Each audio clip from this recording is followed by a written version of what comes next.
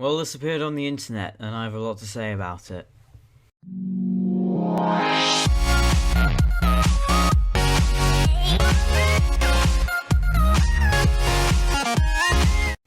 Let's start off with the good, shall we? That's very forced enthusiasm, I'm sorry. The production design, that is to say props, costumes, special effects, sets, etc. That all looks really good. From a technical standpoint, this movie does look at least decent. The idea of possession is pretty interesting, and it's something that wasn't in the previous movie, or the original movie, so that's a plus. The original Ghostbusters had both lowbrow and highbrow humour, and we saw the lowbrow at least, which is... One everywhere, by the way, in every crack. Very hard to wash off. Something. Also, as a side note, I'm aware that a lot of people don't like the new quote-unquote dubstep theme. It's not dubstep. Dubstep would sound far crappier. I actually like this new theme. Okay, for negatives. First, I'll address the elephant in the room. It's not funny. This is a trailer for a comedy movie, and I'm not laughing, which is never a good sign. I mean, it doesn't even look that bad, per se, at least in terms of jokes and stuff. Just bland. I remember seeing the first joke in the trailer with goo flying everywhere, and inwardly I just thought to myself, oh god, I lost all faith when I first saw that thing. Did any of you see the trailer for Grimsby? The Brothers Grimsby, whatever it's called? I don't know about the movie, but that first trailer looked shit. But the thing is, it looked so shit it interested me. This new Ghostbusters doesn't interest me either way, which, I don't know, take it what you will.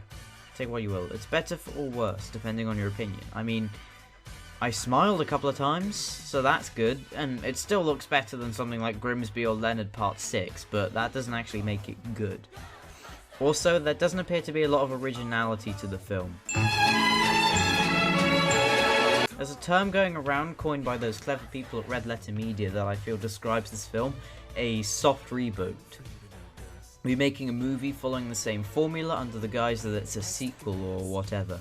Sometimes it works, sometimes it doesn't, but that combined with the Exorcist reference doesn't fill me with a lot of hope. Why are they a woman? I'll tell you why. Publicity.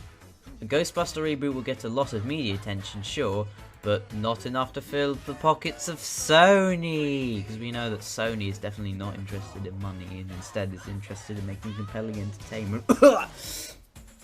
Something radical had to be done here, so initiate gender swap. Here's a thought for you. Instead of gunning for an all-female cast for the purpose of basically whoring attention, just get the best comedians you can find who have the best chemistry you could find.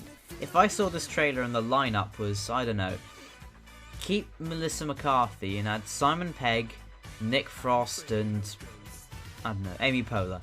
Take those guys, have Bill Murray as their wise Ghostbusters trainer or whatever, make Betty White a parent of a main character, make Adam Sandler some douchebag mocking character who dies, give Rowan Atkinson a cameo, and you'd have a film that I would like to see, and I'm sure I'm not alone on that statement.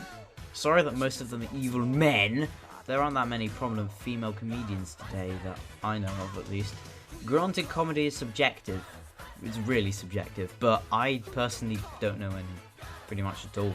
I can understand Melissa McCarthy being cast in this because she's kind of the hot ticket at the moment after Spy, because that was apparently good.